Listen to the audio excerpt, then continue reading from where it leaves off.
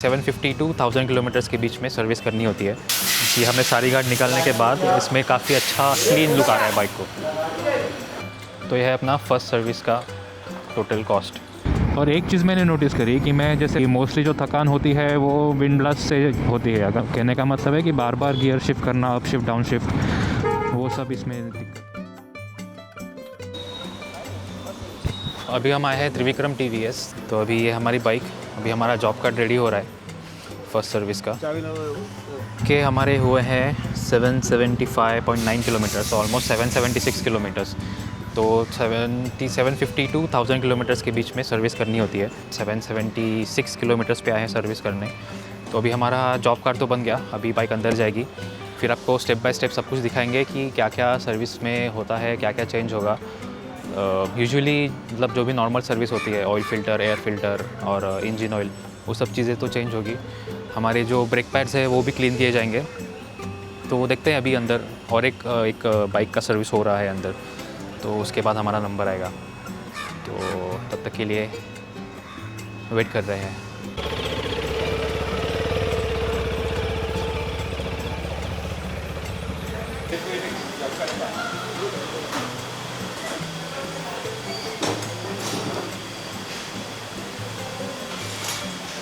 तो ये है TVS का सर्विस सेंटर, और वो बाजू है हीरो का प्रीमिया का सर्विस सेंटर। दोनों एक ही रूफ के अंदर है। अभी हमारी बाइक यहाँ पे रैंप पे चढ़ रही है। पैडक स्टैंड पे अभी लगा रहे हैं बाइक को।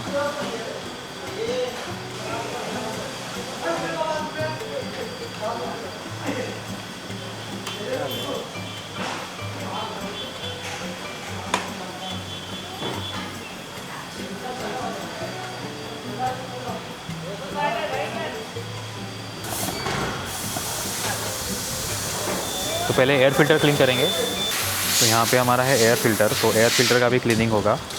मोस्टली पता है बहुत सारी बाइक्स में एयर फ़िल्टर होता है टैंक के नीचे, बट यहाँ पे उन्होंने एक अच्छा काम किया है कि यहाँ पर ही दे दिया एयर फ़िल्टर। तो इजी है, जब आप सीट ओपन करोगे तो सीट निकाल के आपको डायरेक्टली एयर फ़िल्टर आप एक्सेस कर सकते हैं। तो फर्स्ट सर्विस में एयर फ़िल्टर का बस क्लीनिंग होगा, नया एयर फ़िल्टर डालने की अभी ज़रूरत नहीं है। तो वहाँ पे अपना एयर फ़िल्टर क्लीन हो गया। अब वो फिर से हम यहाँ पे इंस्टॉल कर देंगे।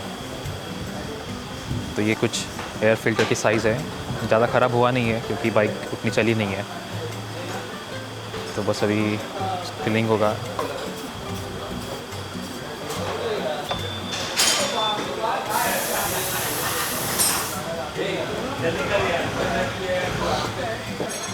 बाइक का जो अंडर सीट कंपार्टमेंट है ना, वो भी काफ़ी अच्छे से मैनेज किया है। यहाँ पे कहीं भी आपको ऐसे कुछ खुली वायर या कुछ ऐसे दिखेगा नहीं।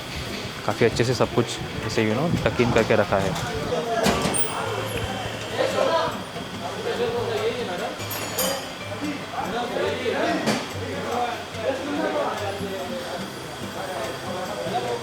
यहाँ से हम इंजन ऑयल चेंज करेंगे।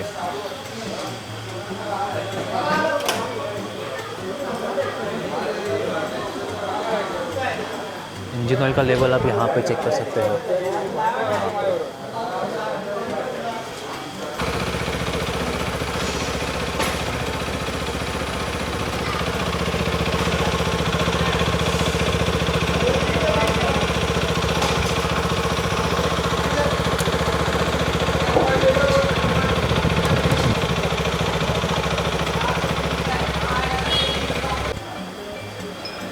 यहाँ पर ऑयल का नट है, यहाँ से नट लूज़ करके ऑयल अब हम ड्रेन आउट करेंगे।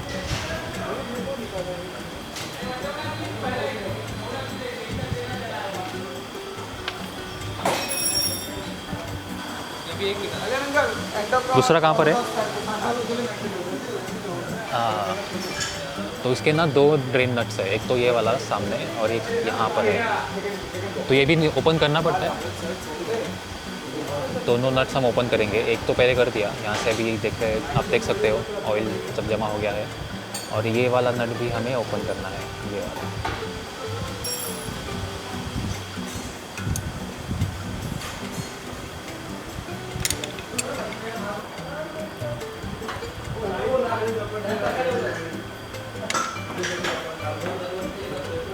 तो ऑयल फ़िल्टर हमने निकाल के यहाँ पे रख दिया है। तो ये दिखाता हूँ मैं आपको। तो ये है ऑयल फ़िल्टर, ये रिप्लेस ही होता है, इसको आप क्लीन करके वापस नहीं लगा सकते, रिकमेंडेड नहीं है इसको लगाना। तो ये हर एक मतलब हर एक सर्विस में जब आप ऑयल चेंज करोगे तो इसको भी आपको चेंज करना है। तो अभी हम करेंगे ऑयल चेंज। तो ये है ये कुछ ऑयल है 5W40 TVS 1.5 लीटर है ना ये, और ये ऑयल फ़िल्टर, तो ये भी हम डालेंगे। अब ऑयल फ़िल्टर यहाँ पे जाएगा, उसके बाद ऑयल यहाँ पे डालेंगे। एक बार आप कॉस्ट भी देख लो, ये MRP है 1.5 लीटर, पूरा डब्बा जाएगा अपनी बाइक में। ये एक और पार्ट है जो अपना चेंज होगा, तो ये है ऑयल फ़िल्टर कैप का ओ रिंग। तो ये यहाँ पे बैठता है, ये आप देख रहे हो ये वाला, तो ये भी रिप्लेस होता है। तो ये भी आप ध्यान रखना जब आप सर्विस कर रहे हो, तो ये पार्ट भी रिप्लेस होगा, ये वाला इससे यहाँ पे जाएगा।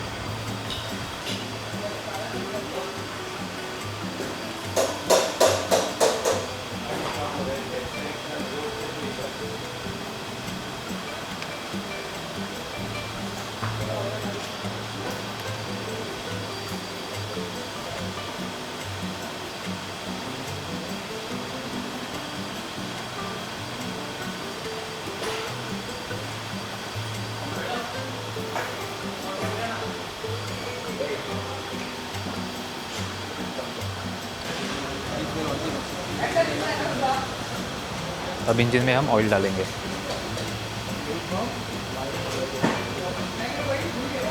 तो ये ऑयल का कलर देखो, और ये जो ऑयल मैंने बाहर निकाला है उसका कलर देखो, कितना डिफरेंस है।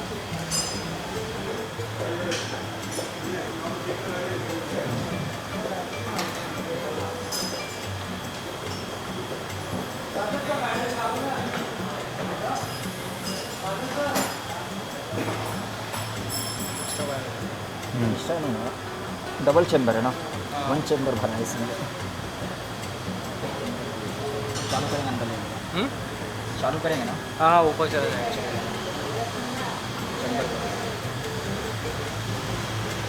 डबल चेम्बर का एडवांटेज क्या होता है? कैसा होता है इसमें, अपना 1 चेम्बर पे गियर बॉक्स असेंबली है, 1 चेम्बर में अपना ये है क्रैंकेस है।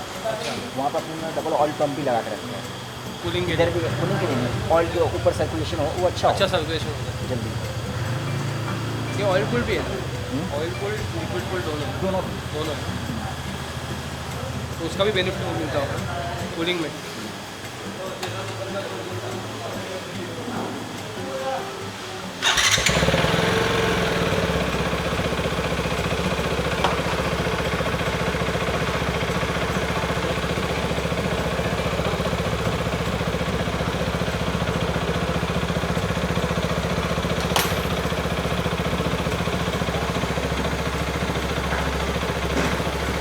यहाँ पे हम देख सकते हैं ऑयल लेवल थोड़ा अप डाउन होते रहता है, जैसे ऑयल पूरे इंजन में सर्कुलेट होगा वैसे ये लेवल भी अप डाउन होते रहेगा। अभी देखो ऑयल लेवल प्रॉपर अभी दिख रहा है। तो यहाँ पे ना, यहाँ पे मार्किंग्स भी है। तो ये मैक्स है और उसके नीचे है जो मिनिमम है, जो अगर मिनिमम या उसके नीचे आ गया तो फिर आपको ऑयल रिप्लेसमेंट मतलब ऑयल टॉपअप करना ज़रूरी है, तो वो भी ध्यान रखना। इसलिए बोल रहा हूँ कभी राइड कहीं भी जाओ। और ऑयल का लेवल आपको गाड़ी स्ट्रेट रख के करना है, टिल्टेड रख के अपना प्रॉपर वहाँ पे रीडिंग नहीं आएगा, तो ये ध्यान रखना। गाड़ी आपकी ऐसी सीधी खड़ी रहनी चाहिए। तो हमारे बेसिकली अब 3 मेजर काम हो गए। एक तो एयर फिल्टर क्लीन हो गया, हमारा जो ऑयल ड्रेन आउट किया हमने, नया ऑयल डाला, तो ऑयल फिल्टर है वो चेंज किया, बैच प्लेट है वो लग गई। ये ना एक्चुअली ये प्लास्टिक का पार्ट है, यूजुअली ये एल्यूमिनियम का या फिर मेटल का होना चाहिए, बट ये उन्होंने प्लास्टिक का दिया है, तो इसको भी हम एक्सेसरीज़ में बाद में चेंज करेंगे। अभी के लिए तो ठीक है। अब हम पीछे चलते हैं। अब यहाँ पे हम चेक करेंगे जो पीछे के ब्रेक पैड्स हैं, और डिस्क का भी क्लीनअप होगा। ये पीछे का और सामने का दोनों का हम करेंगे। सिंटर्ड ब्रेक पैड्स है ना इसके, ये कुछ ब्रेक पैड्स हैं सिंटर्ड ब्रेक पैड्स। तो ये कुछ ब्रेक पैड्स की हालत है, इसको हम क्लीन करेंगे। सेम प्रोसीजर हम आगे वाले ब्रेक पैड्स में भी करेंगे। इसको भी निकालना है यार, ये भी कुछ काम का नहीं है, इतना अच्छा दिखता भी नहीं है बाइक पे।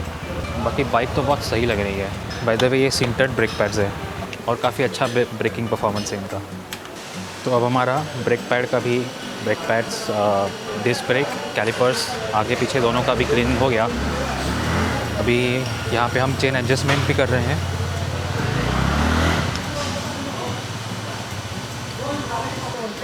कितना प्ले होना चाहिए?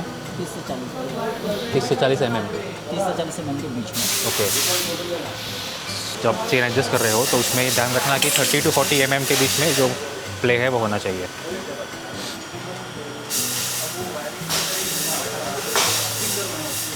तो उस हिसाब से आप यहाँ से उसको टाइट कर सकते हो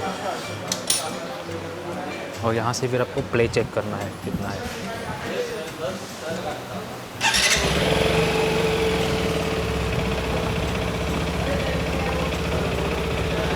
इसमें हम क्या चेक कर रहे हैं? बैटरी और चार्ज इसका। Okay, battery voltage.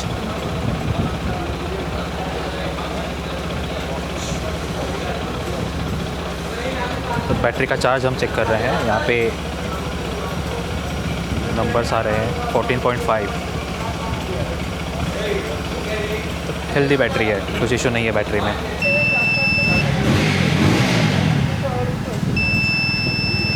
तो यहाँ पे इंडिकेशन आ गया बैटरी का अच्छा है, quality level, health level is good. तो ये मीटर में हमें पता चलेगा कि वी बैटरी गुड है, वीक, बैड, रिपीट। तो ये हमने अभी वो चेक किया।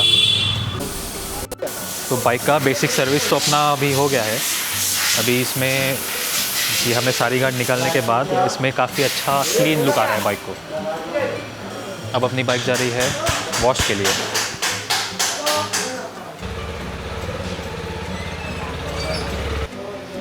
बाइक अपनी अब यहाँ पे वॉश होगी।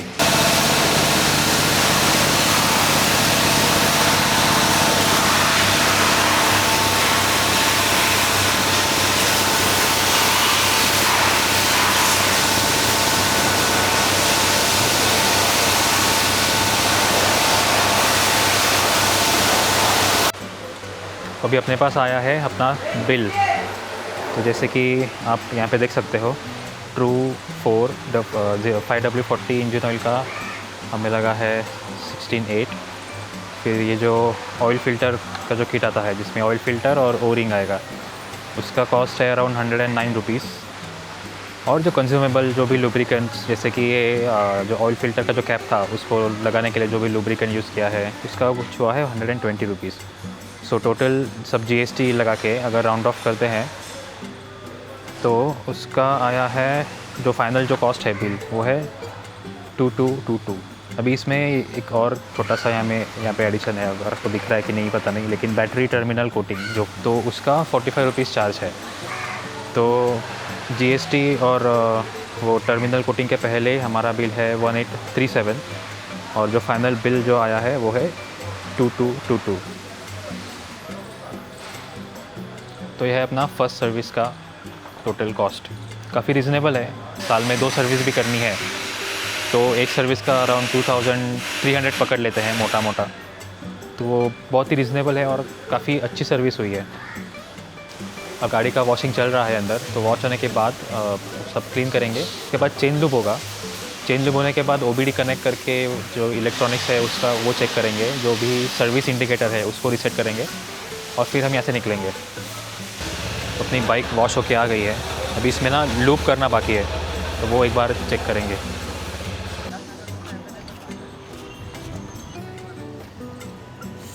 अब इसमें मेन स्टैंड नहीं है तो हमें ऐसे लूप करना पड़ रहा है, लेकिन अगर आप यहाँ पे देखोगे तो यहाँ पे इन्होंने कुछ होल्स दिए हैं, प्रोविज़न दिया है। एक यहाँ पर है और एक यहाँ पर, दोनों साइड पे सेंटर स्टैंड लगाने के लिए वहाँ पे उन्होंने होल्स दिए हैं।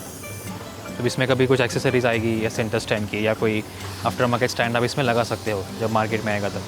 अभी कुछ भी एक्सेसरीज़ अभी के लिए तो कुछ अवेलेबल है नहीं। जो TVS की जो एक्सेसरीज़ है वो तो सब आउट ऑफ स्टॉक ही दिख रही है वेबसाइट पे। देखते हैं कब आता है स्टॉक में।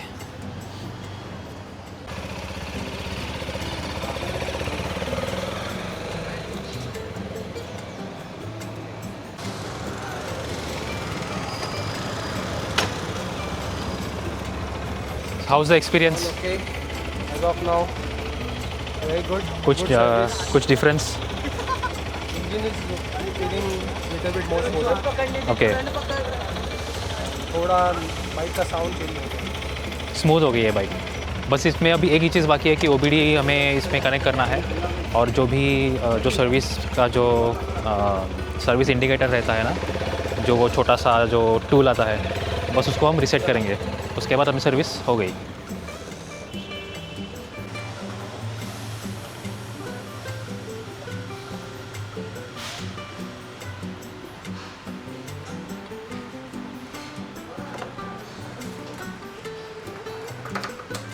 तो अभी हमने यहाँ पे डिवाइस से कनेक्ट किया है, और इससे जो भी जो इलेक्ट्रॉनिक्स है बाइक का, वो यहाँ पे हम चेक करेंगे।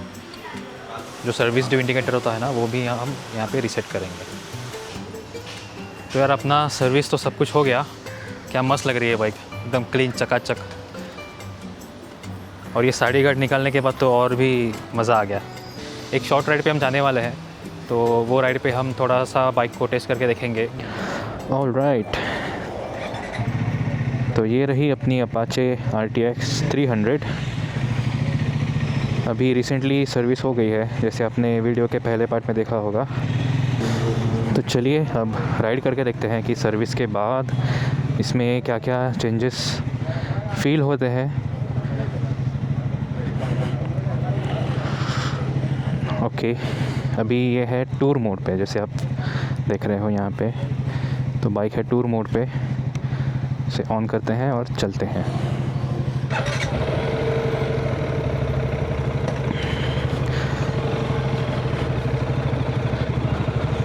तो जो फर्स्ट इम्प्रेशन है, फर्स्ट जो चेंज बहुत ही एविडेंट है, वो है इसके वाइब्रेशंस।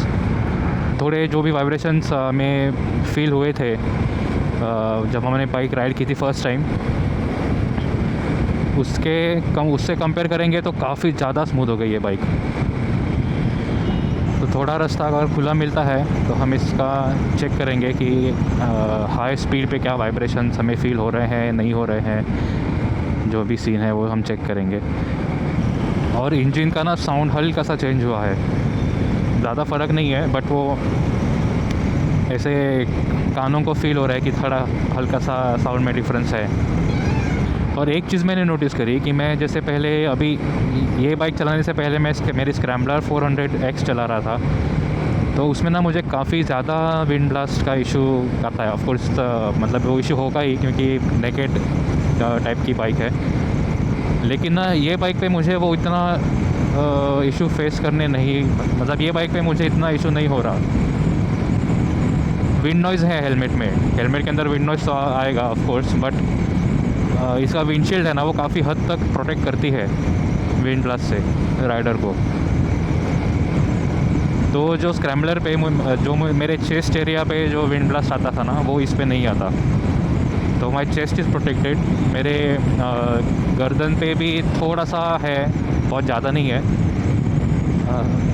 थोड़ा सा विंड ब्लास्ट आ रहा है, बट जो चेस्ट एरिया है ना, वो काफ़ी हद तक अनटच्ड है। वहाँ पे कुछ इशू नहीं आ रहा मुझे विंड ब्लास्ट का। सो येस, अगर आप लॉन्ग राइड्स पे जाओगे, ऑफ कोर्स अगर ये आप बाइक लोगे तो आप लॉन्ग डिस्टेंस टूरिंग के हिसाब से ही लोगे, तो उसके लिए काफ़ी परफेक्ट है। आपको ज़्यादा थकान महसूस नहीं होगी, क्योंकि मोस्टली जो थकान होती है वो विंड ब्लास्ट से होती है। अगर आप फुल डे राइड करते हो, तो अगर आप बाइक पे भी अगर 12 घंटा बैठोगे और विंड नॉइज़ नहीं है, विंड ब्लास्ट नहीं है, तो आप इतना ज़्यादा नहीं थकोगे।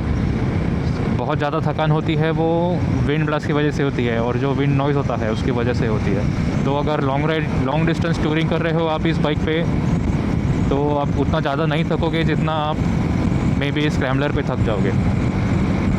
तो विंड ब्लास्ट और विंड नॉइज़ ये दो अलग चीज़ें हैं, ये ध्यान रखना। विंड ब्लास्ट का इतना ज़्यादा इशू नहीं आएगा, लेकिन विंड नॉइज़ तो है। अभी 5000 और 6000 RPM के बीच में हल्का सा बज़ है हैंडल बार पे और फुट पेक्स पे, क्योंकि ये बाइक आप टूर करने के लिए यूज़ करोगे, ये बाइक से आप रेस तो नहीं करोगे।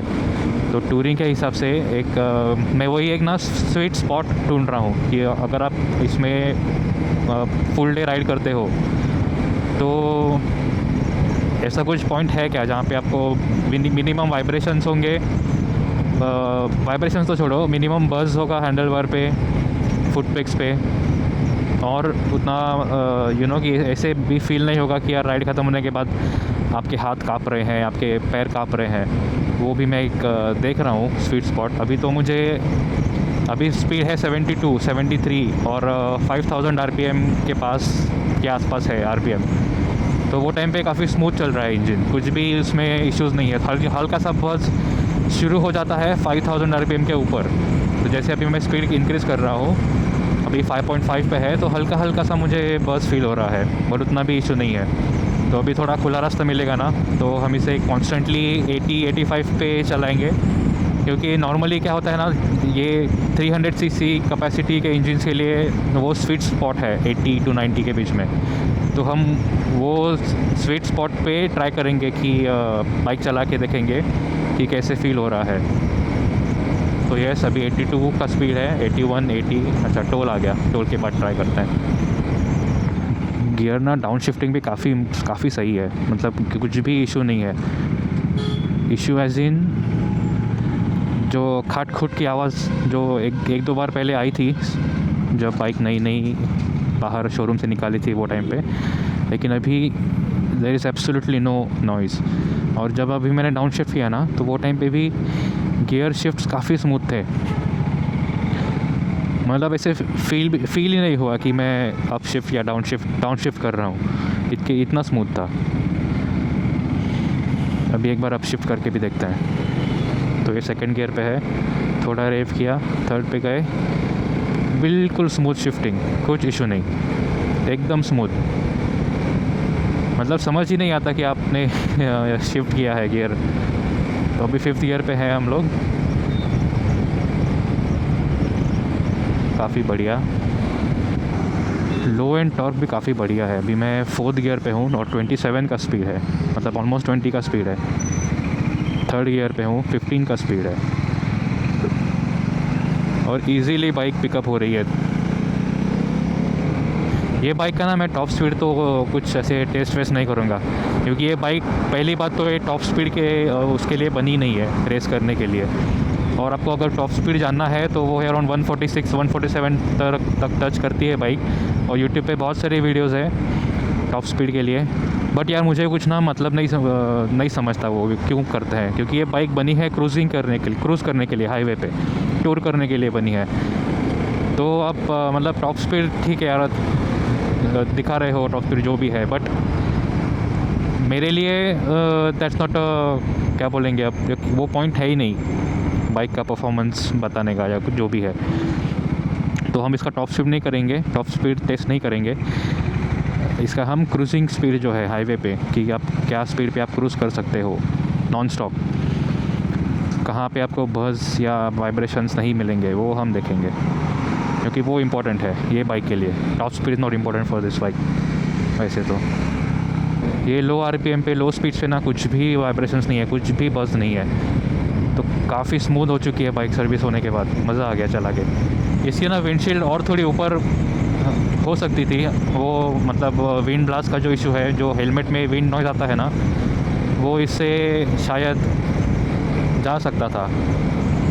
तो इसे लगाएंगे, कुछ आफ्टर मार्केट विंडशील्ड आएगी, या जो अगर कुछ जो विंडशील्ड एक्सटेंडर आते हैं वो भी लगा के हम ट्राई करेंगे कि क्या इशू रिजॉल्व होता है नहीं होता है। सस्पेंशन तो काफ़ी बेहतर है, कुछ इशू नहीं उसमें। ऑन पॉइंट ब्रेकिंग, अब देखो स्पीड ब्रेकर पे मैं 4th गियर पे ही था, अभी मैं 4th गियर पे ही हूँ, मैं गियर शिफ्ट नहीं कर रहा हूँ। और इसका टॉर्क, लो एंड टॉर्क इतना अच्छा है ना कि ये 4th गियर पे भी मतलब एकदम इजीली पिकअप कर रही है, काफ़ी अच्छा लो एंड टॉर्क है। तो आपको ज़्यादा से मतलब स्पीड स्लो हो गया तो गियर शिफ्ट करो, वो सब इसमें दिक्कत नहीं आएगी। हाँ, मतलब गियर शिफ्ट करना ज़रूरी है, आपको गियर रेव मैचिंग करना, इंजन वो सब ज़रूरी है। मतलब मेरा कहने का मतलब है कि बार बार गियर शिफ्ट करना, अप शिफ्ट डाउन शिफ्ट, वो सब इसमें दिक्कत नहीं आएगी। जैसे कि अभी ट्रैफिक में क्रॉल कर रही है बाइक, तो वो 2nd गियर पे ही है, इजीली चल रही है। थोड़ा स्पीड कम हो गया फिर भी कुछ इशू नहीं, इंजन स्टॉल वॉल का कुछ सीन नहीं है इसमें।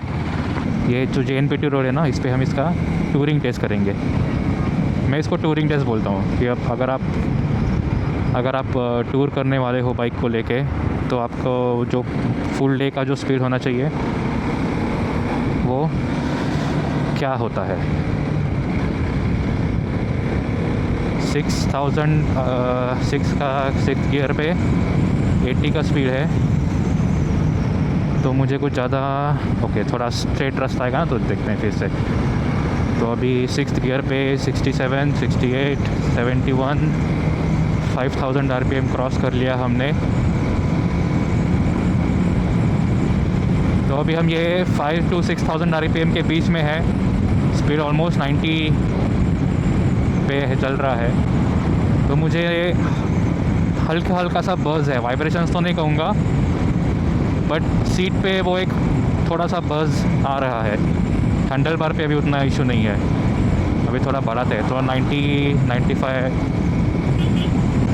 90 तक खींचते हैं। चलो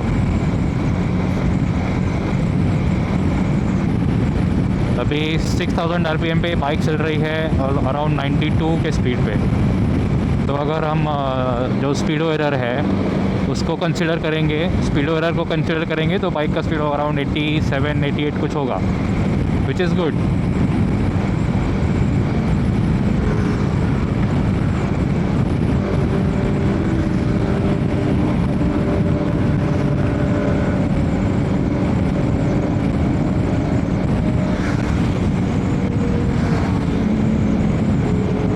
विंड ब्लास्ट काफ़ी कम है, लेकिन विंड नॉइस तो मतलब जो होता है वही है। लेकिन विंड ब्लास्ट जो चेस्ट पे आ रहा है ना, वो बिल्कुल भी नहीं है सामने। ओके, तो मुझे अभी 5 to 6000 RPM के बीच में मैं चल रहा हूँ 87, 88 जो भी स्पीडो का जो दिखा रहा है स्पीडोमीटर पे। तो इसमें मुझे कुछ भी ऐसे वाइब्रेशंस या फिर फील नहीं हो रहे हैं। वो मुझे ऐसे लग रहा है, मेरा जो इनिशियल इम्प्रेशन है वो ये है कि आप इस पर 85 या 90 ये दो के बीच में इजीली क्रूज़ कर सकते हो ऑल डे लॉन्ग, पूरे दिन के लिए। मस्त मज़ा आ गया। चलिए फिर से एक आखिरी बार क्रूजिंग टेस्ट किया जाए। तो मुझे लगता है कि बाइक का जो स्वीट स्पॉट है टूरिंग के हिसाब से वो है अराउंड 5800 to 6000 RPM के बीच में। 85 और 90 के स्पीड के बीच में आप चला रहे हो ना, तो थोड़ा आप कंफर्टेबली चला सकते हो, क्योंकि अभी 6000 RPM पे है बाइक और मुझे हैंडल बार पे फुट पेक्स पे बज़ आ रहा है थोड़ा सा। ओके, तो 100 की स्पीड पे अराउंड 6,500 RPM पे थोड़ा सा स्ट्रेस आउट फील होता है इंजन। ऐसे लगता है कि आप उसको मतलब पुश कर रहे हो लिमिट पे। तो आप पूरा दिन अगर यही स्पीड पे चलाओगे तो आपको थोड़ा सा वाइब्रेशंस या बस से थोड़ी दिक्कत हो सकती है। ओके, तो जो मेरा जो इम्प्रेशन है, जो मेरा कंक्लूजन है ये राइड का, ये जो शॉर्ट जो भी थोड़ा किलोमीटर हमने चलाया, उसमें मैं ये कहूँगा कि बाइक का जो स्वीट स्पॉट है टूरिंग के हिसाब से वो है 85 to 90 के बीच में। अगर आपको ऐसे वाइब्रेशन फ्री या पूरे दिन अगर स्ट्रेस फ्री टूरिंग करनी है तो आप 6000 RPM के आसपास कर सकते हो। ओकेजनली आप स्ट्रेच करके 6.5 या 7 तक जा सकते हो, बट मतलब मैं तो रेकमेंड नहीं करूँगा कि आप पूरा दिन पूरी रात उसी RPM पे चलाओ, इंजन स्ट्रेस आउट फील होता है। तो चलिए अभी अपनी बाइक पे आते हैं।